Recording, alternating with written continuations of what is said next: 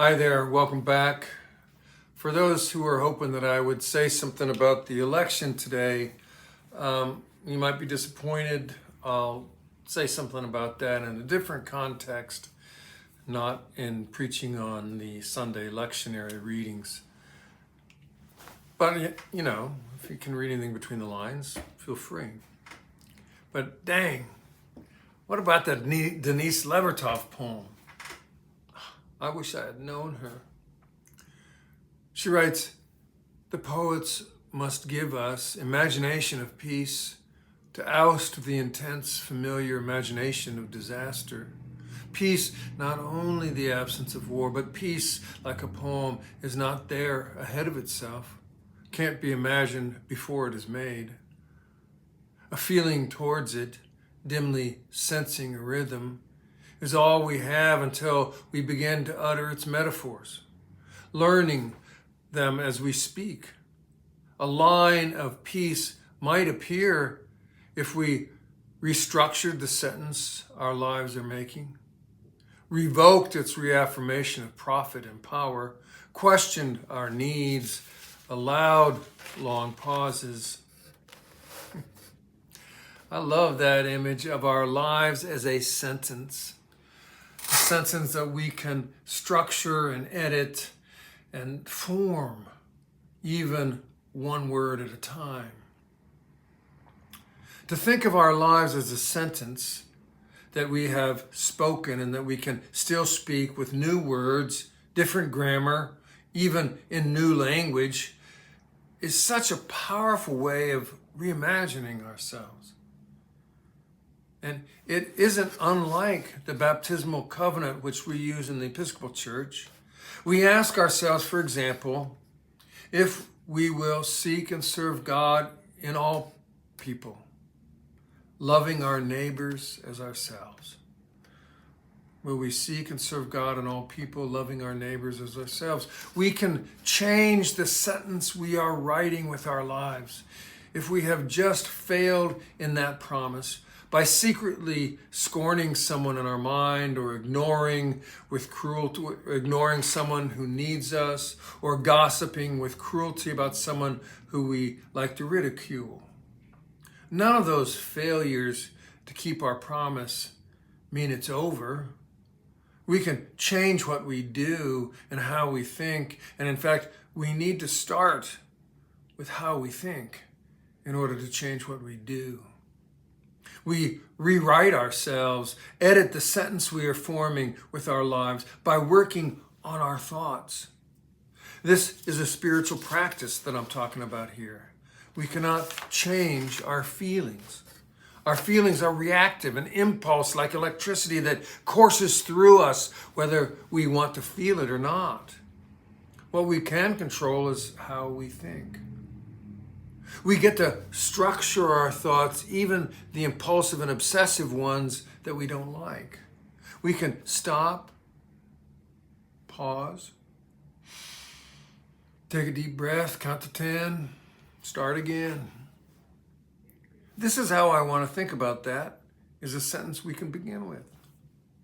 You see, we get to write and rewrite our thoughts that then carry us forward step by step.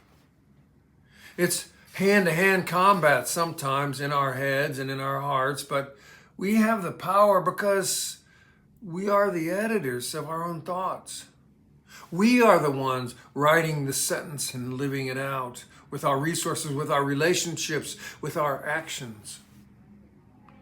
Here's a puny little local example. We have a basket at church for food that we collect and take to what's called the Center of Concern. Now, on Sundays, we can ignore it or strategically forget about it or simply refuse to participate. Or we can say to ourselves, it's really important that I remember to bring canned food to Trinity Place on Sunday, because not only is my spiritual community counting on me, so are people in need I don't even know. We can tell ourselves how important it is and rewrite how we think about it, this one little opportunity each Sunday. If we do, we'll probably participate differently. We will fail sometimes, of course, to do what we said we care about. Of course, because we are failed creatures that frequently do not do what we say we need or should do. But every time we fail, we can rewrite the sentence and rethink how it's to be, and so change our lives. Or here's another easy to touch example of what it means to fail and rewrite the grammar of the sentence we're living. It's another of the promises of the baptismal covenant, which after all is a description of our spiritual practice, or how the gospel lives in us rather than is left on wrinkled pages of an old book. We say that we will strive for justice and peace, whatever those bloated words mean, by, quote, respecting the dignity of every human being. Will we strive for justice and peace and respect the dignity of every human being? Now, respecting the dignity of every human being is a specific way and an act of peace and an act of justice. I'm sure that if you're like me, you fail at this all the time. Maybe the person serving you is surly and we get reactive rather than empathetic. Maybe the receptionist at the doctor's office isn't helping us out that much, and our thoughts hover over how they're not doing their job instead of getting curious about what it's like to do their job. Maybe we have to deal with someone who has an obnoxious political slogan on their shirt or their hat, and in our mind we just mumble about how stupid they are rather than wondering why they feel the way they do. All of those are examples of bringing ourselves to the brink of dignity rather than to the edge of indifference.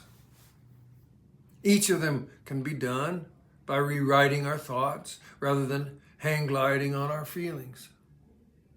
While we cannot change our feelings in the moment, or maybe not even rewrite our thoughts in the moment either. We can rewrite those thoughts if we step away and reflect on ourselves and on the dances taking place within our inner life. We can do it, just like we can live into each of those baptismal promises if we recognize and embrace our lives as an ongoing sentence, maybe even a run-on sentence. We get to edit it and rewrite it again and again and again. Even after we fail for the 100th time, we get to edit it and start again. It isn't rocket science, but it is a spiritual practice. We are not the poor widow, or at least most of us are not the poor widow. We, in fact, do have the means to make a difference, one act at a time, one gift at a time, one piece of our treasure at a time, one day at a time.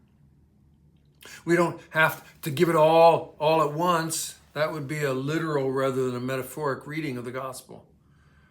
But we are invited, urged, and asked to rethink and to rewrite our inclination to hoard and protect and amass and hold on to our treasure. We are asked to rewrite the fear of scarcity that runs deep in our hearts, which edits our worldview as if we don't have enough, or as if everyone's trying to take what we have, or as if those who don't have much, don't deserve it because they didn't do what we think they should have done. It's all about rethinking and rewriting the sentence that we are living, because that's in our power to do. We are the author of the poems we might write with our lives, the verses we can sing with what we have, and the metaphors that we can sculpt with what we do and how we do it. We can be so beautiful if we want to be. And our lives can be such music should we allow ourselves to rethink who we are and what we do and how we do it. And the really great and amazing thing about all of this is that it doesn't even matter how many times we have failed, because the very next second is an opportunity to start editing and rewriting and rethinking. Fail and fail and fail and screw it up and make a mess of things again. But then we can rewrite it and rethink ourselves, not as a failure, not as a sinner, but as, play it again, Sam. Well, I could go on and on because I am a prince of failure and a king of rewrites, editing and re-editing only to find more errors and more failures and more mistakes that turn out to be simple opportunities for new thinking and living out a different sentence from the one I just wrote. How awesome is that? Now, I know that some of you really like a red pencil because you edit my mistakes all the time. So I'm thinking that you have a head start on this process if that's you. But all of us, whether we like to edit or not, have the chance to be superlative editors and to rewrite the sentence that we're living so that it sings. Editing is our spiritual practice. And the opportunity to do it, after all, doesn't end until we do. Thanks for being here. And peace be with you.